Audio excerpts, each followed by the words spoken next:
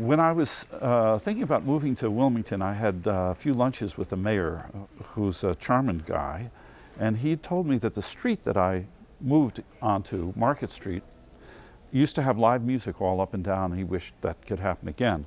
So I went to all the restaurants on Market Street until I finally found one that was willing to let me host some jam sessions.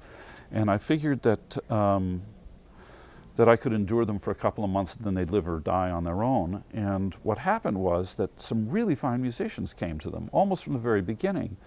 And I loved them. And it started me playing again, and I started regaining some chops.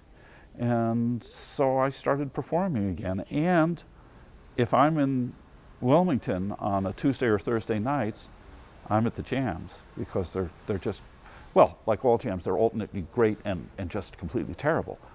But I live for the great times. I met a guy in a bar,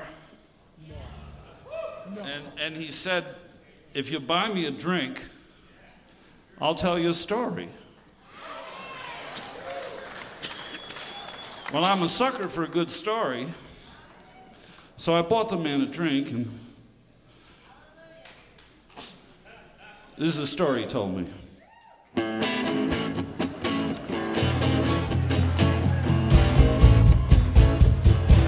All right.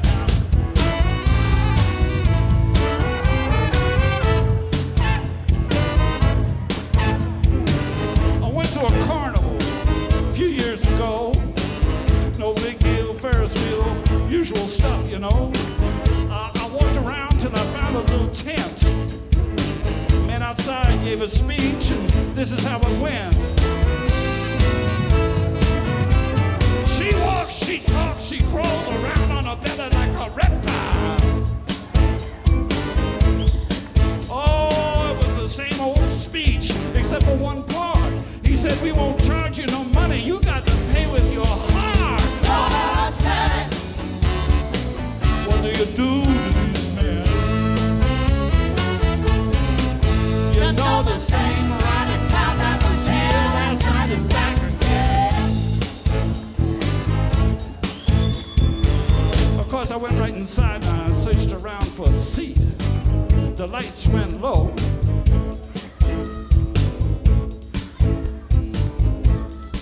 The lights went low.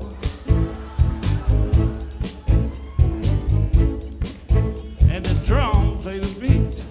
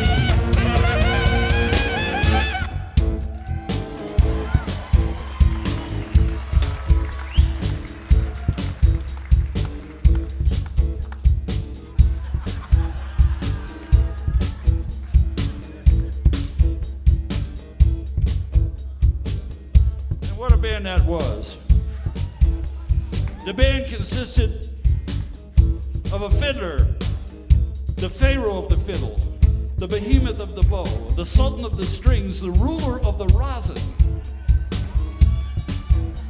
Jeff Weiser.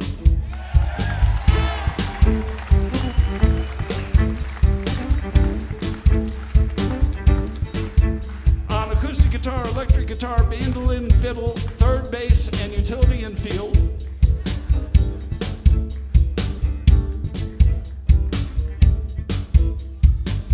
Bobby Tangrea.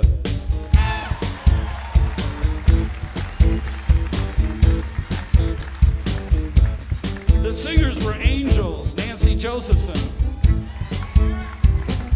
Kathleen Weber, Jen Schoenwald,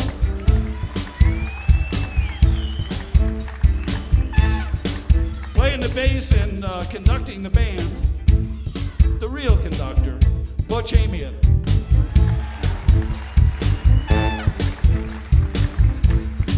Modestly seated behind Butch is the demon of the drums, the sultan of the cymbals, the kahuna of the kick drum.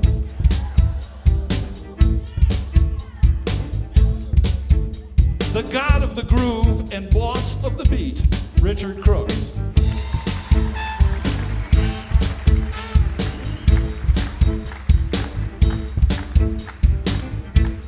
Playing slide trombone, the sultan of Sanzabelt, Kurt Lindbergh, Mr. C.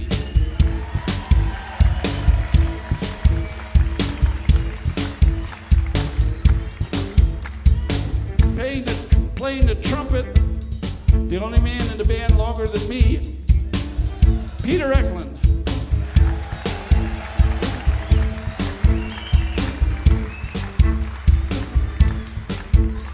Played the reeds and the woodwinds, the powerful John Furman.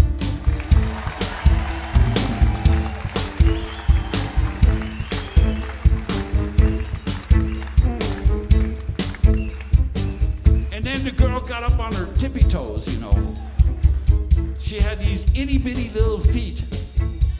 And she proceeded to entrechat, pas de deux, plie, and do-si-do across the stage like this.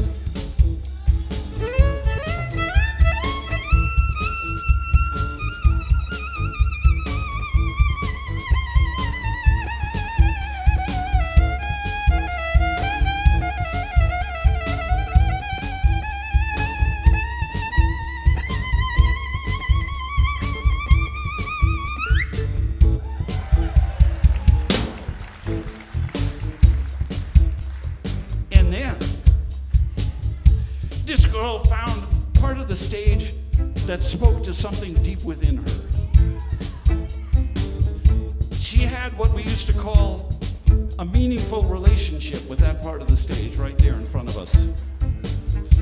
It was disgusting. I loved it. She went like this. She went.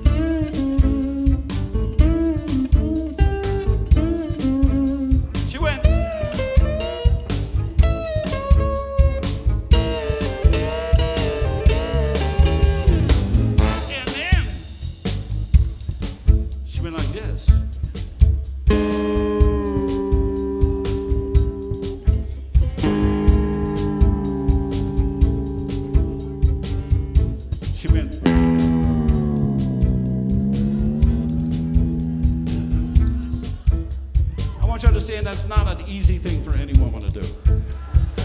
And then she went like this.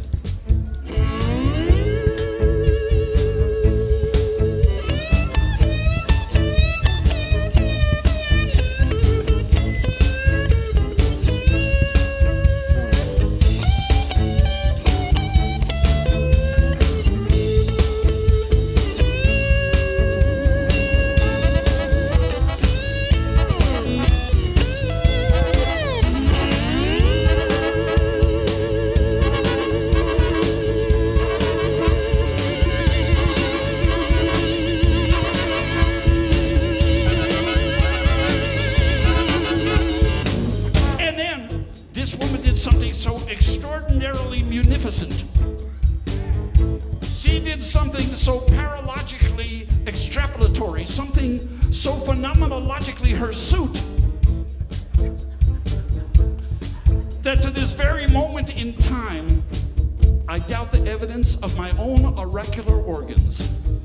Because standing there alone upon the proscenium, at this point clad merely in one flimsy sneeze, having discarded the scarf ages ago, without saying a word, without making a sound, without uttering a noise, without a single audible, intelligible syllable issuing from those firm but pliant, moist, and oh so inviting ruby red lips,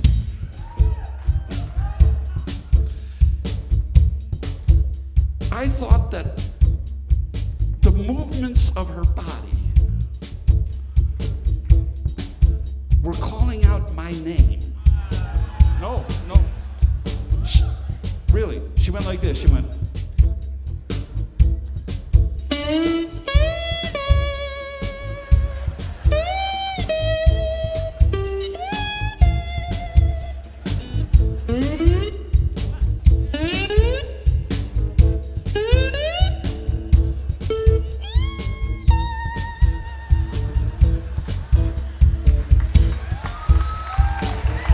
What? You want to what? Me? What? You don't mean what? Right now?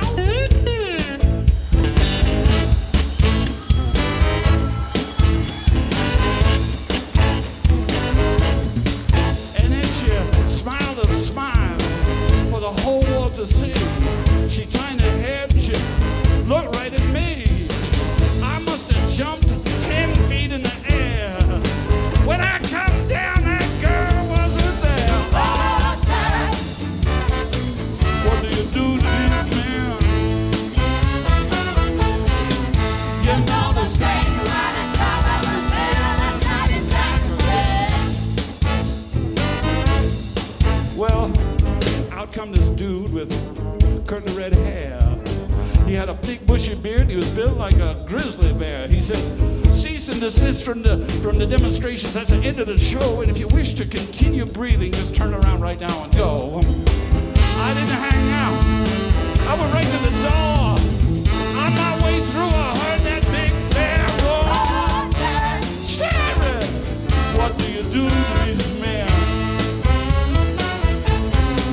You know the same right and proud that was here. That's not his factory.